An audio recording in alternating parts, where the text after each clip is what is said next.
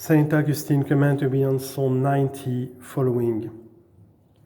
Making no secret that this fate is a penalty inflicted for sin, he adds at once, "For we consume away in thy displeasure, and are troubled at thy wrathful indignation." Verse 7. We consume away in our weakness and are troubled from the fear of death. For we are become weak and yet fearful to end that weakness. Another, saith he, shall gird thee and carry thee whither thou wouldst not. John 21:18. Although not to be punished, but to be crowned by martyrdom, and the soul of our Lord transforming us into himself was sorrowful even unto death, for the Lord's going out is no other than in death. Thou hast set our misdeeds before thee, verse 8. That is, thou hast not dissembled thine anger, and our age in the light of thy countenance. The light of thy countenance answers to before thee and to our misdeeds as above.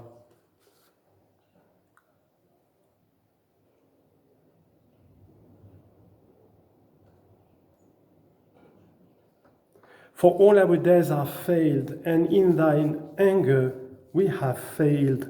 Verse 9. These words sufficiently prove that our subjection to death is a punishment. He speaks of our days failing either because men fail in them from loving things that pass away, or because they are reduced to so small a number, which he asserts in the following lines. Our years are spent in thought like a spider.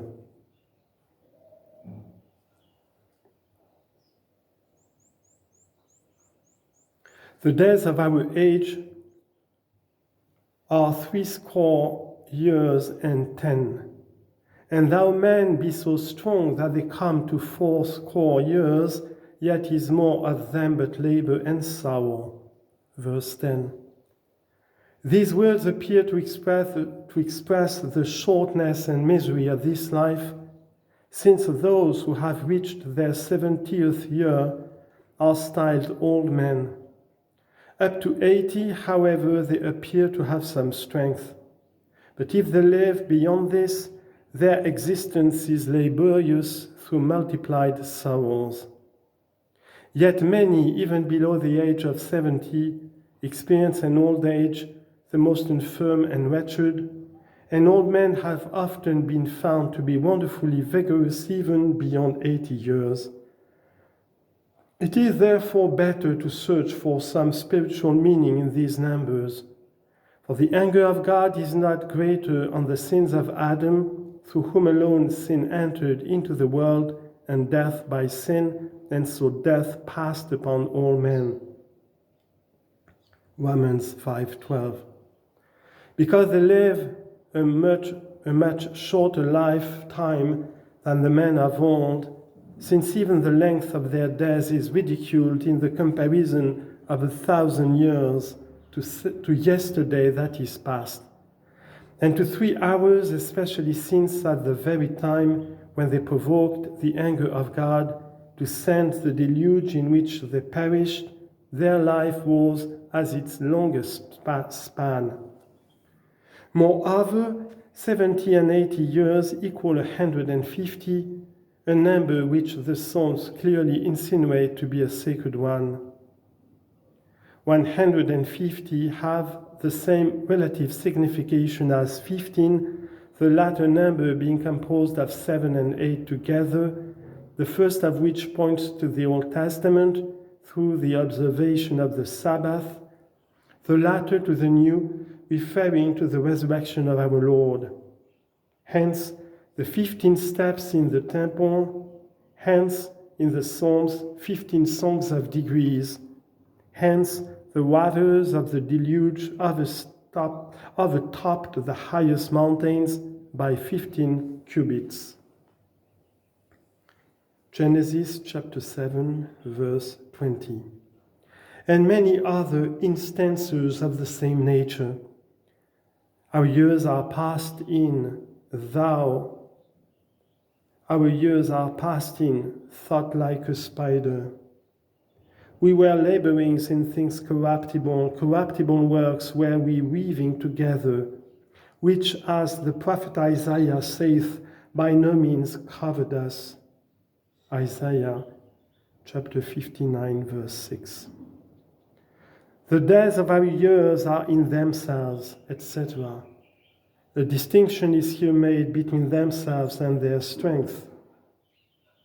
In themselves, that is, in the years or days themselves, may mean in temporal things which are promised in the Old Testament, signified by the number 70, but if not in themselves, but in their strength, refers not to temporal things, but to things eternal.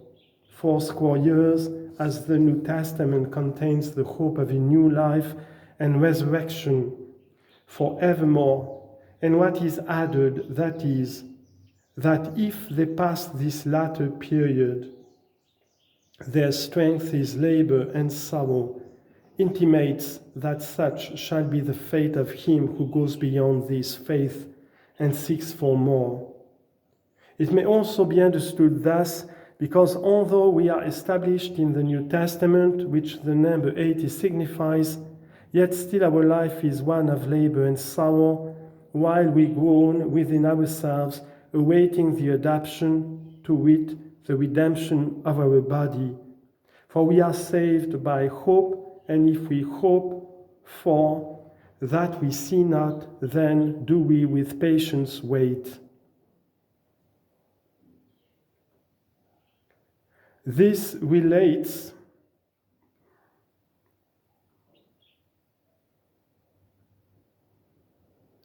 to the mercy of God, of which he proceeds to say, since thy mercy cometh over us, and we shall be chastened. For the Lord chasteneth whom he loveth, and scourgeth every son whom he receiveth. Hebrews chapter 12, verse 6.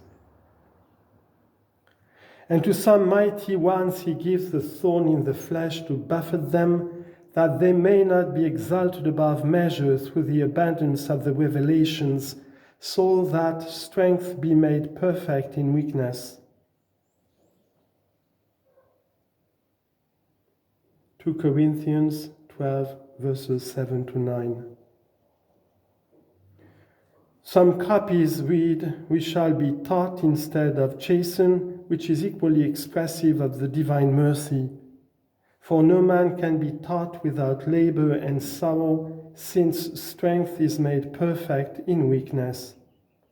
For who knoweth the power of thy wrath, and for the fear of thee to number thine anger? Verse 11. It belongs to very few men, he saith, to know the power of thy wrath. For when thou dost spare, thy anger is so far heavier against most men, that we may know that labor and sorrow belong not to wrath, but rather to thy mercy, when thou chastenest and teachest those whom thou lovest, to save them from the torments of eternal punishment. As it is said in another psalm, Psalm 10, verse 3, the sinner hath provoked the Lord, he will not require it of him, according to the greatness of his wrath. With this also is understood, who knoweth? Such is the difficulty of finding anyone who knoweth how to number thine anger by thy fear, that he adds this, meaning that it is to the purpose that thou appearest to spare some, with whom thou art more angry, that the sinner may be prospered in his path and receive a heavier doom at the last. For when the power of human wrath hath killed the body, it hath nothing more to do, but God hath power both to punish here and after the death of the body to send into hell, and by the few who are thus taught, the vain and seductive prosperity of the wicked is judged to be greater wrath of God. Matthew chapter 10 verse 28 and Psalm 73 verses 2, 3 and 17.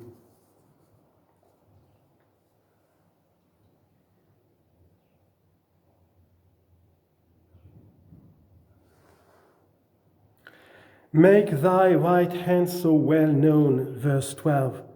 This is the reading of most of the Greek copies, not of some in Latin, which is thus, make thy right hand well known to me. What is thy right hand but thy Christ of whom it is said, and to whom is the arm of the Lord revealed? Isaiah chapter 53 verse 1. Make him so well known that thy faithful may learn in him to ask and to hope for those things rather of thee as rewards of their faith, which do not appear in the Old Testament, but are revealed in the New, that they may not imagine that the happiness derived from earthly and temporal blessings is to be highly esteemed, desired, or loved, and thus their feet slip. Psalm 73 verse 2. When they see it in men who honor thee, that their steps may not give way, why they know not how to number thine anger. Finally, in accordance with this prayer of the man that is his, he has made his Christ so well known as to show his suffering, that not these rewards which seem so highly prized in the Old Testament, where they are shadows of things to come, but things eternal are to be desired.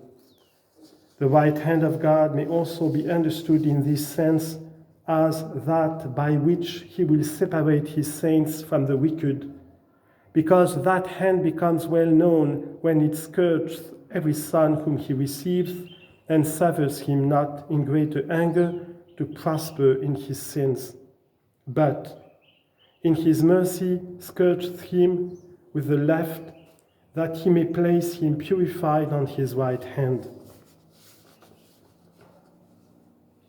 Matthew chapter 25 verse 33. The reading of most copies, make thy right hand well known to me, may be referred either to Christ or to eternal happiness, for God has not a right hand in bodily shape, as he has not that anger which is aroused into violent passion, but what he addeth.